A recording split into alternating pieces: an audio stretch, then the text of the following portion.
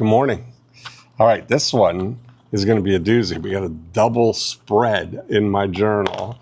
And I remember looking back here. This is in early 1997 in Rancho Santa Fe, California.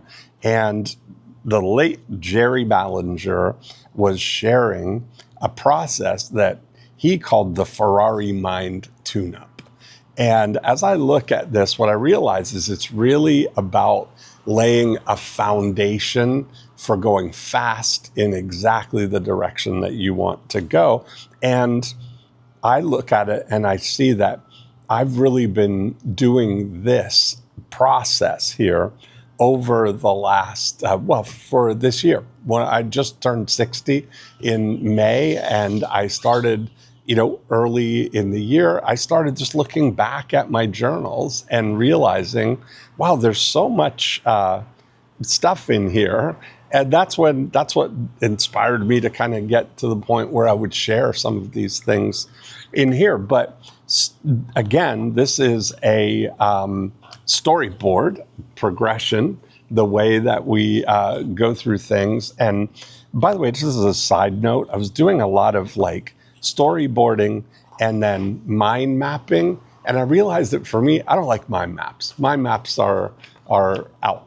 It's convoluted for the way I think. I think logically and sequentially. And I think that there's probably two different types of people, mind map people or process people. And so the first step in this process that Jerry talks about is fuel. And the fuel that he's talking about is taking an assessment of what you know, your wisdom, the understandings that you have, the knowledge that you have, the information that you have, and what you're bringing in. What do you naturally pursue? What are you naturally curious about? What are you reading? Who are you listening to? What are you spending your time pursuing to grow yourself? Those are all clues as to what the best direction for you is. So helping yourself go through a process of gathering that's the raw material for your thinking. Remember the three process, the collect and combine and create. This is about collecting, is all the things that you are collecting by paying attention.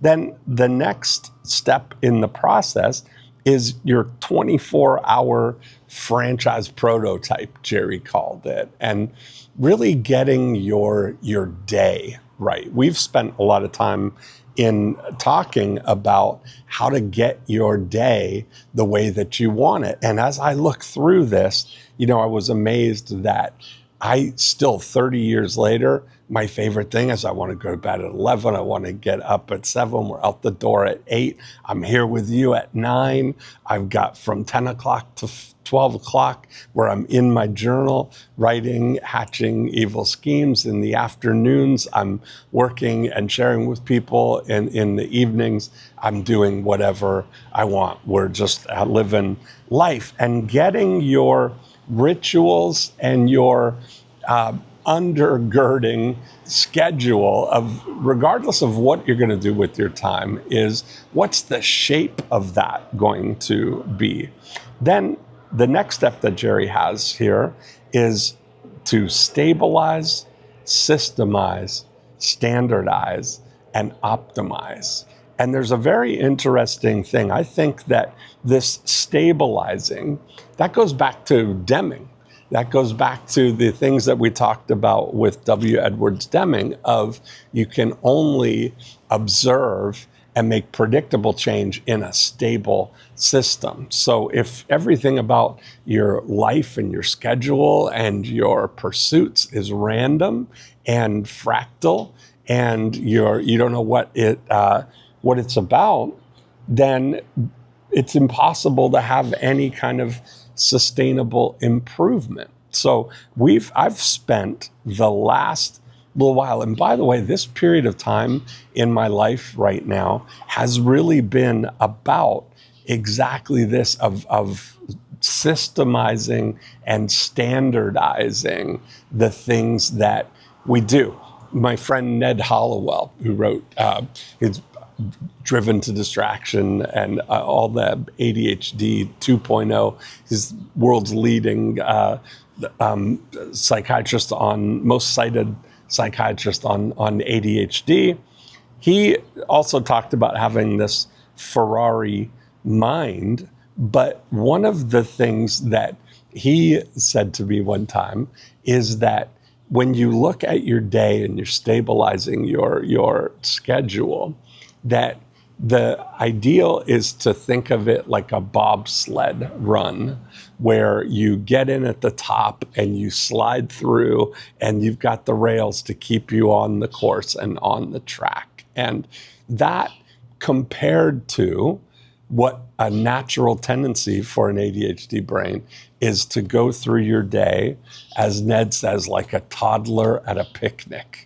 And you can imagine that visual, a toddler just roaming through the day. Oh, look, a butterfly, whatever gets your attention.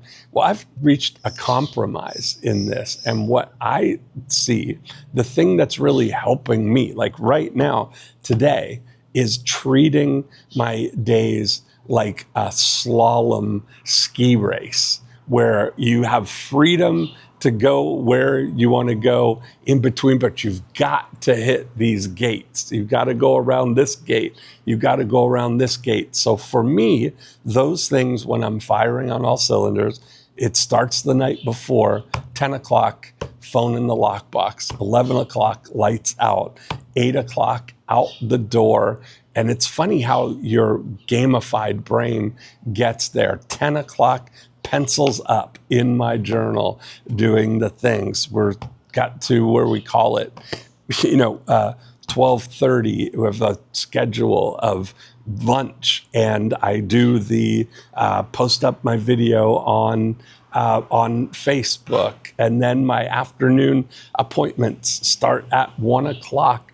6:30, we've come to call Meat 30, where we have dinner of steak right at 6:30. And that is the great slalom run of the day. And the more of those runs that we can get, you get better at going faster and getting more out of the periods between those gates. That's how I look at it. And so everything we're doing is, now I've got that systemized. Now we're looking to optimize it, right? What's the best thing that I can do in those periods of time? Then next is to focus on your unique ability. And what I'm seeing through here, I mentioned this was my intro to strategic coach, and Jerry Ballinger was one of the people that I introduced to strategic coach. It's amazing how strategic coach has spread from being exposed to it. But what Dan says is, if you look at all the activities that you're doing, there are certain things that energize you, that are the things you love to do more than anything else, the things you're the best at, the things you have unending energy and attention for. Those are unique ability. Then there's a whole nother level of things that you are excellent at, which are not quite your unique ability, but they're okay. The next layer are things that you're competent at.